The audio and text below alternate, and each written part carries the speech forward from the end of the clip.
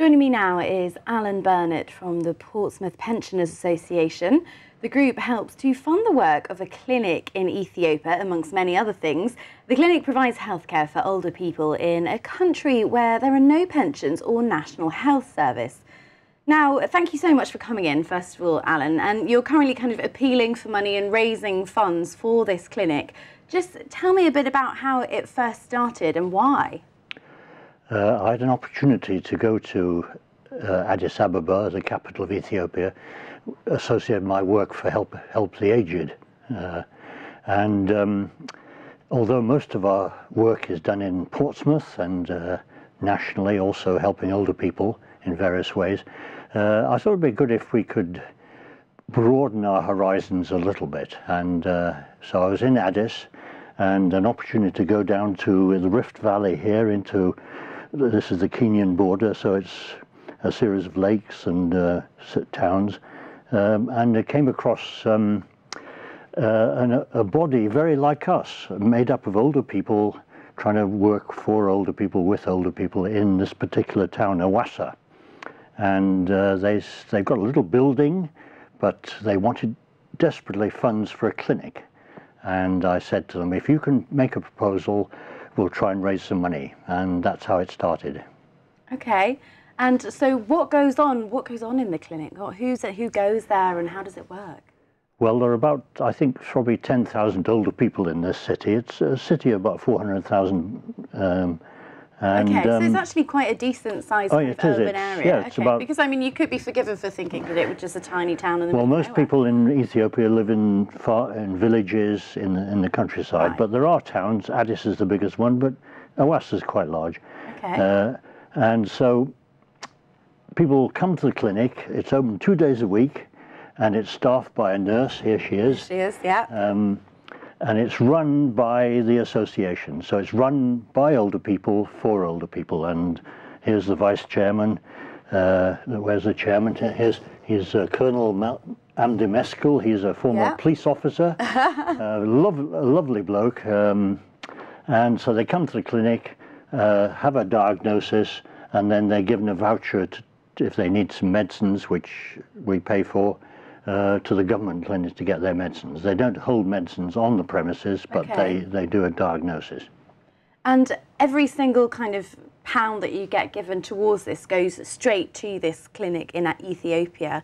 And what is the money actually spent on? Presumably the nurse, and what other things? Yes, people give money to lots of charities, and I do too.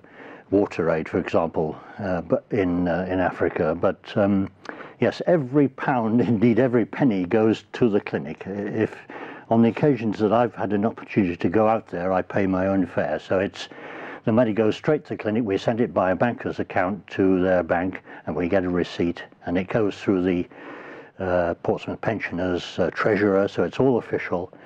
It goes mainly on the nurse's salary, and it's not a lot. It's £20 a month. She's a crucial part, and running expenses, and mainly medicines. Mm-hmm. So that's where it goes. And I mean, some of the diseases that older people in this country face, diabetes, for example, are similar there. So when they send us an annual report of where the money's gone, they list the various diseases and illnesses that people come with. Malaria we don't have in this country, thankfully, but it's a problem. AIDS is mainly younger people, not so much older people, although older people, help their families. Some of the young people have AIDS. So it's the problems of aging, I guess, that we all face. Same as everywhere, liver problems, perhaps eye problems. But whereas we can go to our surgery, go to QA, if we have to. There is a hospital there and there are clinics, but this is specifically for older people, and without it, I think many of them wouldn't be able to get the treatment that they get. Because older people face kind of specific challenges there that we kind of don't have so much. For example, they don't have a pension system there, which means that they often can't afford possibly to go to see a private medical practitioner. Yeah. And so you're providing essentially, a kind of alternative free service for them. And kind of what might happen to these older people if you guys weren't around? Well, if the Pompey Clinic wasn't in existence, and we hope it will continue for many years, people like these ladies here, they would suffer at home. If they go to a government clinic, it's a very useful population in Ethiopia by and large, so there'll be thousands of children there and they might be pushed to the side. So, this unique clinic, I think, gives them, it's for them only.